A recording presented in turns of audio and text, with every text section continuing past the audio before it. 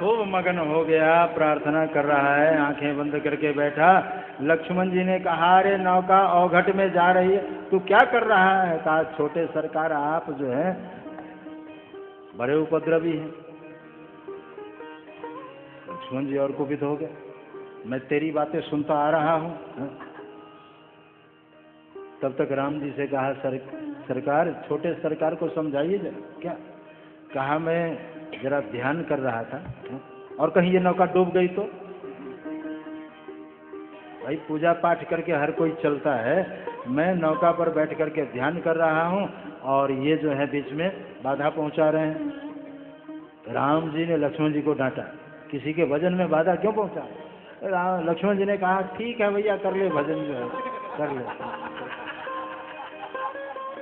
कर ले भजन। कहा, जल्दी पार उतार। केवट ने कहा राम जी से, एक बात पूछूं? लक्ष्मण जी ने कहा, अब क्या बाकी रह गया? कहा, आपसे बात नहीं हो रही है, मैं जिनसे पूछ रहा हूं उनसे आप पूछने दो। राम जी ने कहा, हाँ पूछ ले, क्या बात है? कहा, माता पिता ने कोई जगह निश्चित किया है कि 14 साल तक यहीं रहना। कहा, ऐसी कोई बात नहीं हुई। क्या मतलब है तुम्हारा?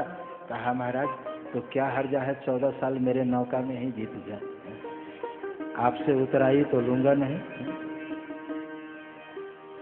जो कहा है उस पर मैं अडिग हूं। मैंने पहले ही कह दिया है, पद कमल धोई चढ़ाई नावन नाथ उतराई चहो, मोहि राम राउर आन दशरथ शपथ सब साची कहो, तो मैं आपसे उतराई तो लूंगा नहीं। और नौका में 14 साल तक नौका विहार कराऊंगा। आपको वन देखना है तो 14 किलोमीटर इधर 14 किलोमीटर इधर वन विहार कराया करूंगा। लक्ष्मण जी ने कहा, सरकार अब वन विहार कीजिए। अरे तू चलता है कि नहीं? कहा, छोटे सरकार आपसे कोई बात नहीं है फिर भी कह रहे हैं। राम जी ने कहा, जरा जल्दी पार उतारो। तो केवट ने पार उतार दिया है। उतरी ठाड़ वह सुरसरी रेता, श्री राम गुह लखन समेता, केवट उतरी दंडवत किन्हा, प्रभु सकुच यही नहीं कछ। केवट ने नमस्कार किया। भगवान ने सोचा कि चलो इसको उतराई दे दो, तो पिए ही की सिए जानन यारी, पत्नी पति के हृदय की बात जान गई।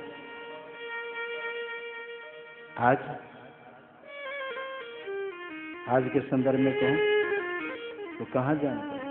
एक पति ने पत्नी से कहा, मोहल्ले में चोर घुस रहे हैं, सब लोगों ने एक एक कुत्ता पाल लिया है, कहो तो तुम्हारे लिए ला दूं? पत्नी देखिए एक बार नीचे से ऊपर तक, क्या जरूरत है, तुम तो हो।